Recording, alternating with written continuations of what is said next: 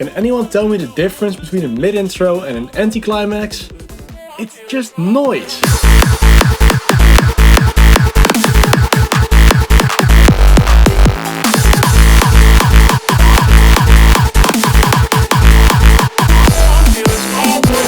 Yep, we're doing this. Mid intro tutorial. No.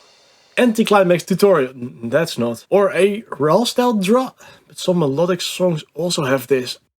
The loud bit, but without the melody. Yeah, that's catchy, isn't it? No, melodies are catchy. So in case you are new to the genre, or you like the way I talk, a mid-intro or anti-climax is a drop in hardstyle without the melody. The difference, mid-intros happen before the main break, and an anti-climax is when the last drop lacks a melody. Or so I've been told. I could be wrong, I didn't Google this. Making any is pretty much the same concept, so to avoid confusion I will primarily refer to them both as loud bits, like a professional I am. Loud bits are a bit weird to get into if you've never done them. Music theory, chord progression and melody pretty much fly out the window entirely, which leaves you with metaphorical empty hands. Making these is a lot closer to making dubstep than any other bits in hardstyle.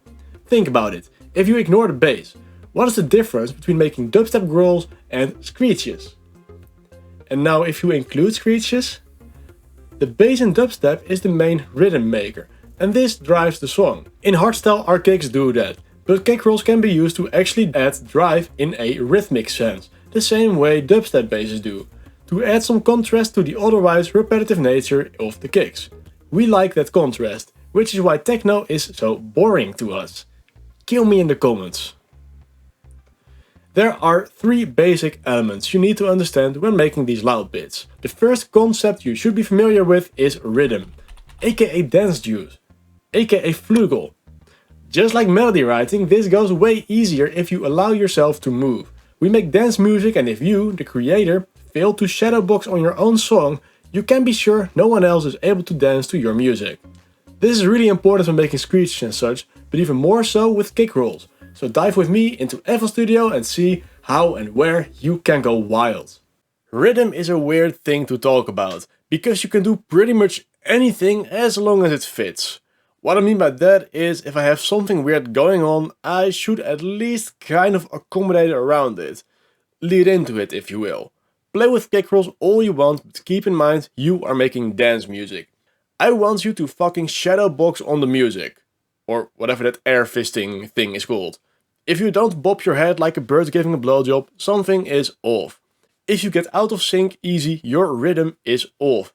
Enable your metronome, flail your arm like a melee weapon, and or add some hi-hat loops or anything else to feel the groove.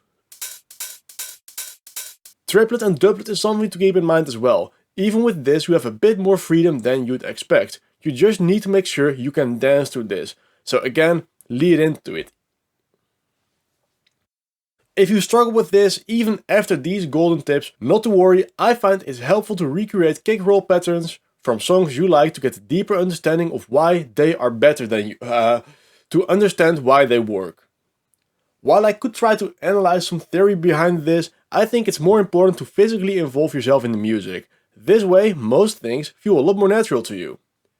Kicks are not the only thing that make rhythm.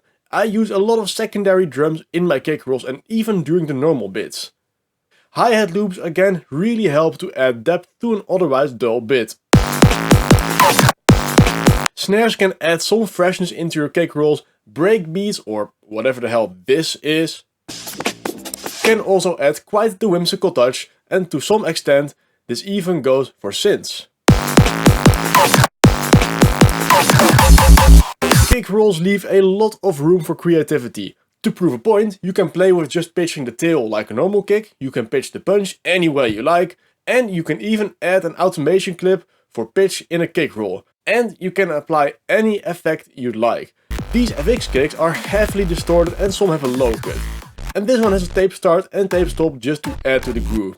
And because stability doesn't matter too much for punches, you can do the wildest shit with this.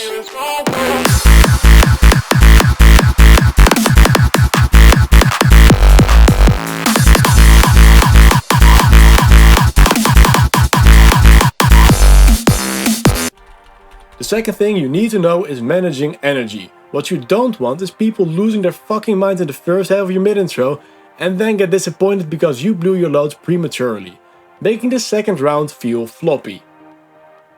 If we dive into the same project file again, we can see this first kick is a reverse bass, then morphs into a crunchy tail kick with a higher punch, then gets replaced by a full-on crunch kick with a harder character, then gets the same high punch added to its final touch, and for the last second it even goes up in pitch. That's one way to increase energy, but of course there are more ways to kill a bird. If you want to start with a high intensity kick like a zaag kick, I think it's crucial to get that checked out. And your next kick will need to have a lot more movement. Maybe a reverse bass, maybe a donk kick, maybe a clap long kick, or gated psytrance thing, whatever. Energy is not just intensity of the sound, but also groove. And some kicks, while not being extremes, will have a lot more movement and therefore more groove. Just like your parents, loud bits need rest from time to time. This can be done by just leaving one kick out at the end of a 4 or 8 bar sequence. Or a bunch more, like 4 or whatever, maybe 8. I tend to have a bigger rest right at the halfway mark of the mid intro. In this example I have an FX kick in those places, but it's different enough in both sound and rhythm to qualify as a rest. You just need to break up the pattern. Another reason to use rests is they increase the wow factor of whatever you have playing right after them. It's like the quiet before the storm. Pitch again can play a big role. In this case, my last bar, the kicks are pitched up a bunch. This gets you just a bit more excited right before it all ends.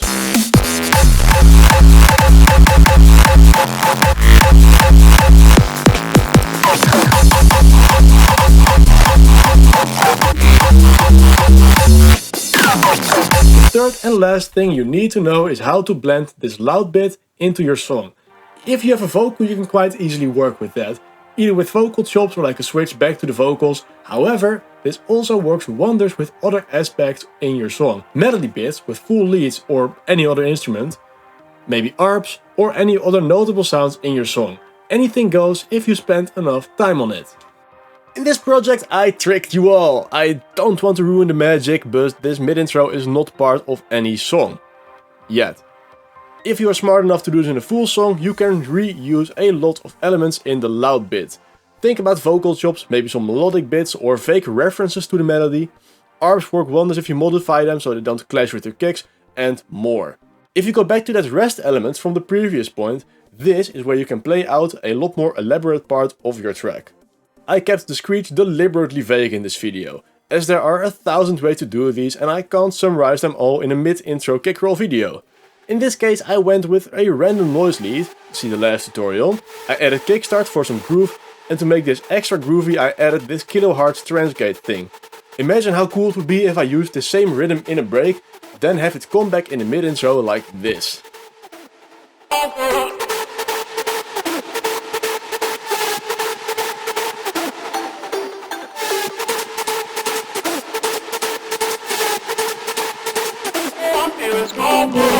Now that you understand the basics, it kind of sadly comes down to practice. Again!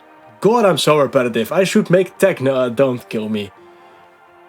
Keep in mind you should be able to dance to your drop, get the energy to stay level or increase, and make sure to reuse some parts of your song. There, I just summarized the entire fucking video in 10 seconds. I wanna thank Valido for his Kickpack, which made this video so cool. You can find the link in the description if you are interested. If you want one-to-one music lessons from me or custom melodies are more your thing, you should head on over to my Fiverr page. If you'd like a mystery pack of my best melodies without the risk of any of them being overused by anyone else, my limited edition Hardstyle Melody Pack is running on its last legs and we have a discount running till like a week from now. Get them before they run out. Comment what else you'd like me to talk about in the next video. The best suggestion gets Valido's premium Kickpack for free. We didn't discuss this yet, I hope he agrees, otherwise I have to pay. Fuck. Any other questions or compliments are of course more than welcome, and if you happen to be down there anyways, liking a video probably never killed anyone. I hope. I can't be certain in this fucked up world. It was a pleasure to be your host once again. Until we meet again.